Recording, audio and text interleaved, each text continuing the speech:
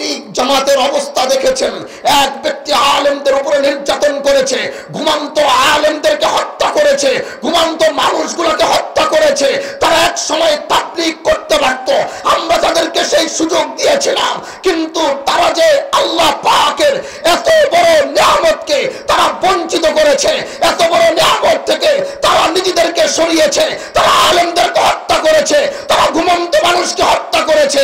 এটার তারা চূড়ান্ত ফয়সালা এটাই হয়েছে, আগামীতে সাতপন্থীরা বাংলাদেশে কোনো তাবলীগ করতে পারবে না। এই ময়দানে বসলে ইমানের জংগুলো ছুটতে থাকে। কোরআনের এই ময়দানে বসলে সারা দিন, সারা মাস, এতদিন অন্যায় অবিচার করতে করতে ইমানের ভিতরে যে জাল বসাইছেন, ইমানের মধ্যে যে জং বসাইছেন, এরকম কোরআনের ময়দানগুলোতে আসবার পরে, উলামায়ে কেরামের আল্লাহর কোরআনের বাণীগুলো শুনবার পরে এই ময়দান থেকে ইমানের সেই জংগুলো আস্তে আস্তে পড়তে থাকে, আবার ইমান তাজা হইতে থাকে। যে ইমান আল্লাহর রাহে শহীদ হওয়ার জন্য প্রস্তুত হইতে থাকে, এজন্য এই ময়দানে আবার চিৎকার করে আল্লাহু আকবার। আগের থেকে আওয়াজ কম হয়েছে না বেশি হয়েছে? তার মানে ইমানের ভিতরে ধাক্কা লাগতেছে। ইমানের ভিতরে যত ধাক্কা লাগবে ইমান তত মজবুত হয়। এজন্যই তো কয়েকদিন পর পর দেখো না, ইমানদারের ইমান তাজা করবার জন্য হয়তো ভারত থেকে কেউ নবীর ইজ্জতে আঘাত করে, হয়তো ফ্রান্স থেকে কেউ নবীর ইজ্জতে আল্লাহর কোরআনের উপর আঘাত করে, তখনই ইমানদারের জংগুলো ছুটতে থাকে। প্রতিটা ইমানদার নবীর ইজ্জতের হেফাজতের জন্য রাজপথে নেই বাজায়, বলো ঠিক কিনা? এজন্যই ইমানদারের ইমানের পরীক্ষা দেওয়ার সময় মাঝে মাঝে আসে, হয়তো আবার আসবে, এবার হবে চূড়ান্ত বিজয়। হয়তো ইমানদারের পরীক্ষা দেওয়ার, বিশেষ করে বাংলাদেশের মুসলমানদের ইমানের বিজয় সুনিশ্চিত করবার জন্য, যেমন তাবলীগ জামাতের অবস্থা দেখেছেন। এক ব্যক্তি আলেমদের উপরে নির্যাতন করেছে, ঘুমন্ত আলেমদেরকে হত্যা করেছে, ঘুমন্ত মানুষগুলোকে হত্যা করেছে। তারা এক সময় তাবলীগ করতে পারত, আমরা তাদেরকে সেই সুযোগ দিয়েছিলাম। কিন্তু তারা যে আল্লাহ পাকের এত বড় নিয়ামতকে তারা বঞ্চিত করেছে, এত বড় নিয়ামত থেকে তারা নিজেদেরকে সরিয়েছে, তারা আলেমদেরকে হত্যা করেছে, তারা ঘুমন্ত মানুষকে হত্যা করেছে।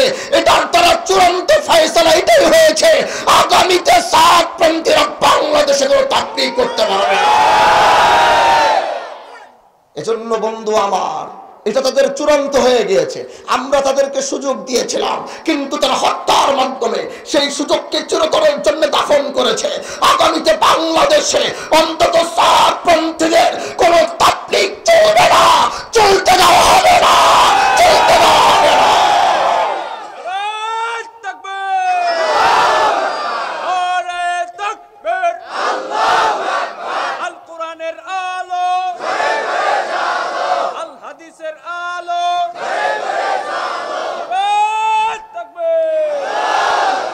স্বাধীনতার পর থেকেই এদেশের মানুষ বারবার ইমানের পরীক্ষা দিয়েছে, এদেশের আলেমরা বারবার কারা নির্যাতিত হয়েছে, এদেশের মানুষরা বারবার, ইমানদারেরা বিভিন্ন কোরআন সুন্নাহর মাধ্যমে বিভিন্ন জায়গায় তাদেরকে অত্যাচার করা হয়েছে, নিপীড়ন করা হয়েছে। এখন এই 24শে আগস্টের পরে বাংলাদেশের চূড়ান্ত বিজয়ের সময় এসেছে, বলো ঠিক কিনা? ইনশাআল্লাহ আগামীর বাংলাদেশ হবে ইসলামের বাংলাদেশ, আগামীর বাংলাদেশ হবে কোরআনের বাংলাদেশ, আগামীর বাংলাদেশ হবে আলেমদের বাংলাদেশ, আগামীর বাংলাদেশের নেতৃত্ব দিবে উলামায়ে কেরাম, আগামীর বাংলাদেশের সংসদের নেতৃত্ব দিবে উলামায়ে কেরাম। কোন বামপন্থী রামপন্থীকে বাংলার মানুষ দেখতে চায় না। এজন্য তৈরি আছেন তো? যখনই ডাক আসবে নিজের তাজা রক্তগুলো দেওয়ার জন্য প্রস্তুত আছেন তো? নিজের জীবন দেওয়ার জন্য প্রস্তুত আছেন তো ইনশাআল্লাহ? মেরে দোস্ত, লম্বা কোনো কথা বলবো না, আগেই বলেছি। আল্লাহর কোরআন থেকে একটি আয়াতে কারিমা তেলাওয়াত করেছি। শুধু আপনাদের দুইটা শক্তির কথা বলেই বিদায় নিব। সারা জীবন পৃথিবীর মুসলমানরা আজ বছরের পর বছর নির্যাতিত, আজ গোটা পৃথিবীর মুসলমানরা যেই প্রান্তে মুসলমান সেই প্রান্তে জুলুম, যেই প্রান্তে মুসলমান সেই প্রান্তে অত্যাচার। আমি যদি বেশি না বাংলাদেশের পাশেই মায়ানমারের বর্ডারে তাকাই, তাহলে আমি দেখতে পাই এই মায়ানমারের বর্ডার থেকে কিছু বছর আগে লক্ষাধিক আমার মায়ানমারের ভাই বোনরা নিজের বাড়িঘর, নিজের আত্মীয় স্বজন সব কিছু বিসর্জন দিয়ে মাথার উপরে হাড়ি পাতিল, কোলের মধ্যে সন্তান নিয়ে তারা বাংলাদেশে এসে আশ্রয় নিয়েছে। এবার যদি জিজ্ঞাসা করি, এই আমার মায়ানমারের ভাই বোনরা, তোমাদের দেশে হিন্দুদের বসবাস আছে, তোমাদের দেশে খ্রিস্টানদের বসবাস আছে, তোমাদের দেশে বৌদ্ধিস্টদের বসবাস আছে, তাহলে তারা তো আমাদের দেশে আশ্রয় নিতে আসে নাই, তাহলে তোমাদের সব কিছু ছেড়ে আমাদের বাংলাদেশে আশ্রয় নেওয়ার জন্য কেন আসছো? বলে আমাদের একটাই অপরাধ। জিজ্ঞাসা করলাম কি অপরাধ? বলে আমাদের অপরাধ হচ্ছে আমরা হচ্ছে মুসলমান। ভারতের আরেক বর্ডারের দিকে যদি তাকাই, আরেক বর্ডার হচ্ছে ভারতের দিকে যদি তাকাই, তাহলে দেখি ভারতের আসামে সেখানকার মুসলমানদেরকে ভারতের নাগরিকত্ব দেওয়া হয় না, ভোটার আইডি কার্ড দেওয়া হয় না। যদি জিজ্ঞাসা করি, এই মাটিতে তোমাদের জন্ম, এখানে তোমাদের বসবাস, এখান থেকে বেড়ে ওঠা তোমাদের জিন্দেগি, তাহলে তোমাদেরকে ভোটার আইডি কার্ড দেওয়া হয় না কেন, নাগরিকত্ব দেওয়া হয় না কেন? বলে একটাই অপরাধ, আমরা হচ্ছে মুসলমান। আবার যদি এই কাশ্মীরে তাকাবার পরে সেই কাশ্মীরের মানুষদেরকে জিজ্ঞাসা করব, আজকে বছরের পর বছর তোমাদের উপরে পাখির মতো গুলি চালানো হয়, তোমাদের উপর অত্যাচার করা হয়, তোমাদের অপরাধ কি? জবাব একটাই আসবে, আমরা হচ্ছে মুসলমান। আমি যদি ফিলিস্তিনে তাকাই, আজকে 70টা বছর ফিলিস্তিনে আমার মুসলমান মা বোনদের ইজ্জত লুণ্ঠন করা হচ্ছে, আমার ভাইগুলোকে হত্যা করা হচ্ছে, শহীদ করা হচ্ছে। যদি জিজ্ঞাসা করব তোমাদের অপরাধ কি, জবাব একটাই আসবে, আমাদের অপরাধ হচ্ছে আমরা মুসলমান। আজ ভারত যে সিন আমাদেরকে দেখাচ্ছে, আজ ভারত যে কাণ্ড আমাদেরকে দেখাচ্ছে, তাদের স্বার্থ বাংলাদেশের সাথে নষ্ট হবার পরে 16 বছর যে পাইপ লাইন তারা লাগিয়েছিল, যেই পাইপ লাইন লাগানোর পরে পানি অটোমেটিক গিয়েছে, গ্যাস অটোমেটিক গিয়েছে, সবকিছু অটোমেটিক বাংলাদেশ থেকে গিয়েছে। সেখানে ট্যাক্স কমতে হয় নাই, সেখানে বাংলাদেশের ভারতের জবাবদিহিতা করতে হয় নাই। যেদিন থেকে ভারতের জবাবদিহিতা আমার ছাত্র ভাইদের এই গণঅভ্যুত্থানের মাধ্যমে যখনই ভারত দেখছে তাদের জবাবদিহিতা করার সময় আসছে, তখনই ভারত আমার মুসলমানদের উপর অত্যাচার করা শুরু করেছে, ভারতের মা বোনদের ইজ্জত লুণ্ঠন করা শুরু করেছে, এবং ভারতের অবশিষ্ট মসজিদগুলো তারা ভাঙা শুরু করেছে। তার মানে পাশের দেশের ভারতের মুসলমানরাও জিজ্ঞাসা করবো অপরাধ কি? জবাব একটাই আসবে, অপরাধ হচ্ছে মুসলমান। এবার প্রশ্ন করি তোমাদেরকে, যে আমরা পৃথিবীর ইতিহাস বারবার বলে এই মুসলমান জাতি ছিল বাঘের জাতি, এই মুসলমান মাইর খাওয়ার জাতি ছিল না, এই মুসলমান ছিল মাইর দেওয়ার জাতি, যাদের সামনে সুপার পাওয়ার এসে দাঁড়াইতে পারে নাই, যাদের সামনে পৃথিবীর বড় বড় অপশক্তিগুলো দাঁড়াইতে পারে নাই। মুসলমানদের জনবল কম ছিল, তারপরে পৃথিবীর মুসলমানদের উপর মোকাবেলা করতে এসে বারবার তারা পরাজিত হয়েছে। তাহলে মুসলমান ছিল মাইর দেওয়ার জাতি, মুসলমান মাইর খাওয়ার জাতি ছিল না। মুসলমানদের শক্তির কথাটা বলেই ভাই আমি আপনাদের কাছ থেকে বিদায় নিয়ে চলে যাব। যেই কথাটা বলছিলাম, তাহলে আমরা ছিলাম মায়ের দেওয়ার জাতি, আর আজ আমরা হয়েছি মায়ের খাওয়ার জাতি। এবার কেন আজকে আমাদের এই অধপতন? কেন আমাদের কাছ থেকে প্রতিটা ক্ষমতাশীল জায়গাগুলো ছিনিয়ে নেওয়া হয়েছে? আমাদের কাছ থেকে স্পেন 800 বছর মুসলমান শাসন করেছে, সেই ইউরোপ আমাদের কাছ থেকে ছিনিয়ে নেওয়া হয়েছে, সেই আফ্রিকা আমাদের কাছ থেকে ছিনিয়ে নেওয়া হয়েছে। আজকের যে ভারতের হিন্দুত্ববাদের যে ভারত, এই হিন্দুস্তান আমাদের কাছ থেকে ছিনিয়ে নেওয়া হয়েছে। আমাদের মসজিদে আকসা, যেটা মুসলমানদের পবিত্র নগরী, সেটা আমাদের কাছ থেকে ছিনিয়ে নেওয়া হয়েছে। আর মুসলমানরা আগের মতো জাগ্রত হতে পারছে না, মুসলমান আগের মতো গর্জন দিতে পারছে না, কারণ মুসলমান তার আপন আসল শক্তির কথা ভুলে গেছে। আল্লাহর নবী বলে আল কুফরু মিল্লাতুন ওয়াহিদা, সমস্ত কুফরিবাদ, খ্রিস্টান হোক, হিন্দু হোক, বুদ্ধিস্ট হোক, নাসারা হোক, তারা দেখবা যখন মোকাবেলার সময় মুসলমানের আসবে তখন তাদের পরিচয় এক। নবী বলে কুফর মিল্লাতুন ওয়াহিদা, সমস্ত কুফরিবাদ তখন এক হয় আর মুসলমান তখন এক হয়। সমস্ত কুফরিবাদ এক হয়ে মুসলমানের বিরুদ্ধে তারা লড়তে শিখেছে এবং তারা মুসলমানের বিরুদ্ধে সমস্ত কুফরিবাদ একসাথে হয়ে লড়ে। সেটার প্রমাণ নতুন করে বাংলাদেশে পেয়েছি। বাংলাদেশে একটি সংগঠন হয়েছে, নাম হচ্ছে হিন্দু বৌদ্ধ খ্রিস্টান ঐক্য পরিষদ। হিন্দু বৌদ্ধ খ্রিস্টান ঐক্য পরিষদ, তারা ঐক্য করেছে কেন? মুসলমানকে দাবানোর জন্য। কারণ তারা, তোমরা তিনজন ঐক্য করতে পারলা, বৈষম্য বিরোধী বাংলাদেশে আন্দোলন হয়েছে, বৈষম্যের বিরুদ্ধে আন্দোলন হয়েছে, আর তোমরা এখানে হিন্দু বৌদ্ধ খ্রিস্টান এক হইছো। মুসলমান কি করছে? এই সংগঠনের নামটা তো হওয়া দরকার ছিল হিন্দু বৌদ্ধ খ্রিস্টান মুসলমান ঐক্য পরিষদ। তাহলে আমরা কি তাদেরকে বাদ দিয়েছি না তারা আমাদেরকে বাদ দিয়েছে? আওয়াজ করে কথা বলবেন, আমরা তাদেরকে বাদ দিয়েছি না তারা আমাদেরকে বাদ দিয়েছে? এটার মেসেজ দ্বারা কি বুঝলেন আপনি? আরে পরিষ্কার, দিবালকের মতো পরিষ্কার। নবীর হাদিস কোনোদিনও মিথ্যা হতে পারে না।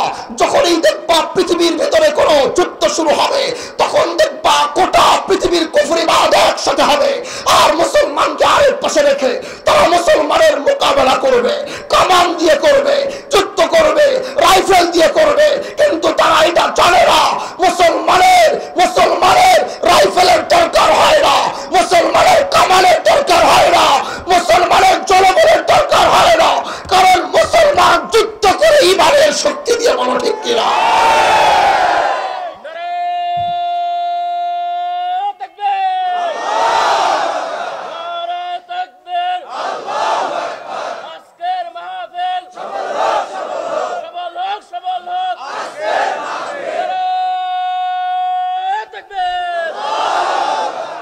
मेरे दोस्तों, मेरे अजीजों, मेरे प्यारों, তার মানে তোমার মোকাবেলা গোটা পৃথিবীর সাথে তোমার মোকাবেলা করার শক্তি রয়েছে এবং আমরা মোকাবেলা করেছি এবং করে আমরা সেই জমিনগুলোর ভিতরে আল্লাহু আকবারের ঝান্ডা লাগিয়েছি।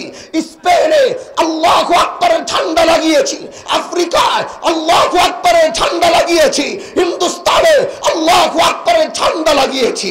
আমাদের সেই শক্তি আছে, কিন্তু সেই শক্তির কথা আমরা জানি না। পারস্য শক্তির কথাটা বলি, আমি বিদায় নিব। আগেই বলেছি 11টার বেশি আমি প্রোগ্রাম করব না। অনেক দূর দূরান্ত থেকে মানুষ এসেছেন, এবার আমার কথার দিকে একটু মনোযোগ দেন। শুনতে রাজি আছেন? আমার এই জীবনের প্রথম আমি আজকে পটুয়াখালী আসছি, অনেক গলাচিপায় তো মইন প্রথম না, এই প্রথম এই গলাচিপায় আসলাম। গলাচিপার মানুষ যে এত আন্তরিক আগে জানতাম না।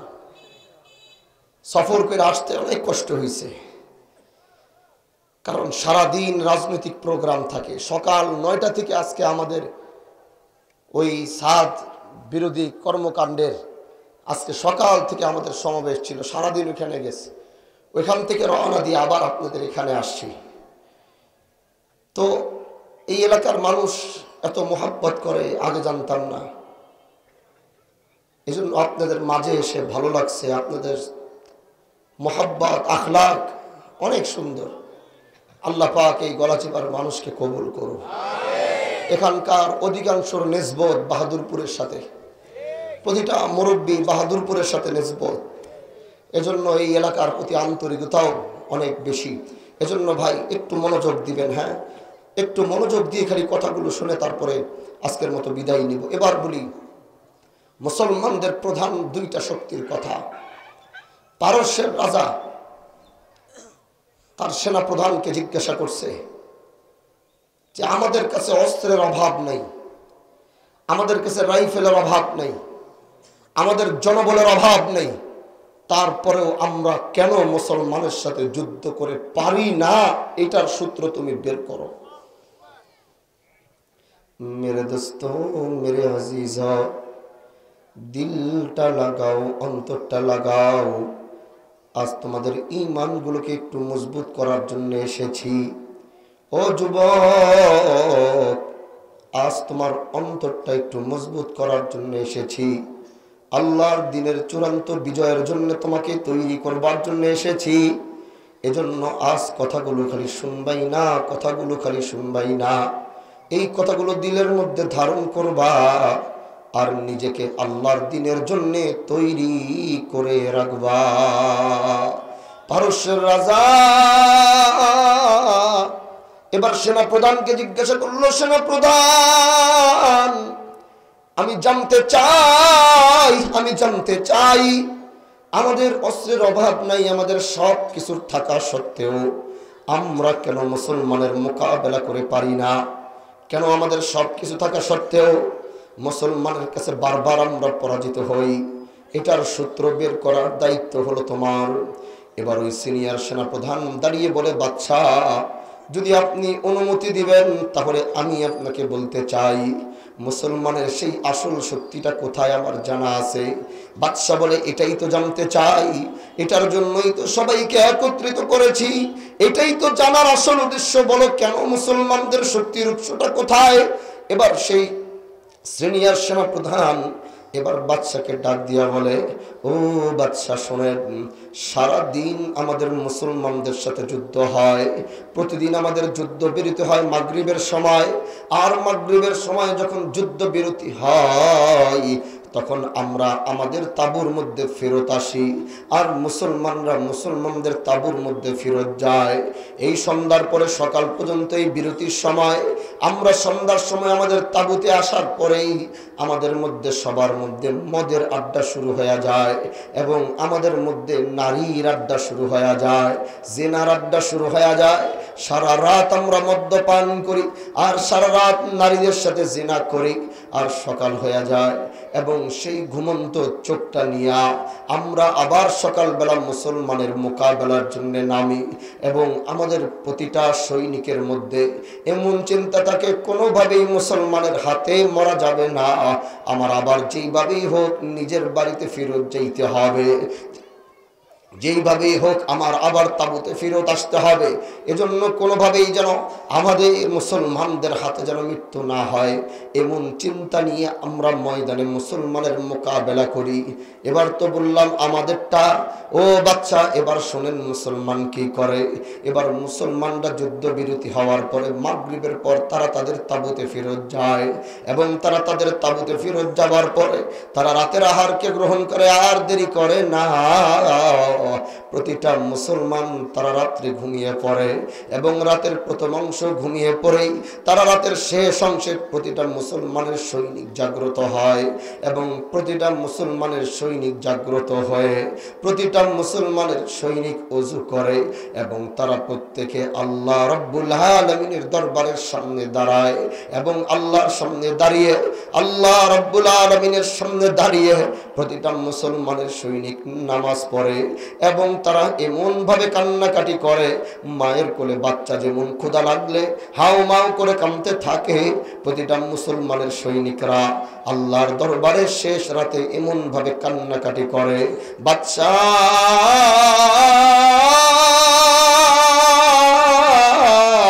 এবার বলবো যে কান্নাকাটির আওয়াজ যদি হুট করে কোনো মানুষ ওই তাঁবুর সামনে গিয়ে পড়ে আর যদি তাদের জানা না থাকে এই তাঁবুতে কারা থাকে, তাহলে সেই সমস্ত মানুষগুলো মনে করবে এই জায়গায় সন্ন্যাসীর দল না হলে ফকিরের দল থাকে, যারা কান্নাকাটি ছাড়া আর কিছু পারে না। ও বাচ্চা, সারা রাত তারা নামাজে আল্লাহর দরবারে এমন ভাবে কান্নাকাটি করে, ফজরের পর যখন আবার তারা আমাদের সাথে মোকাবেলা করবার জন্য ময়দানে নামে, বাচ্চা মুসলমানের সৈনিকরা যখন ঘোড়ার উপরে সাওয়ার হয় এবং যারা যুদ্ধের ময়দানের দিকে আমাদের দিকে যখন অগ্রসিত হয়, আপনি যদি ওই চোখগুলো দেখবেন তাহলে আপনার কোনোভাবেই বিশ্বাস হবে না।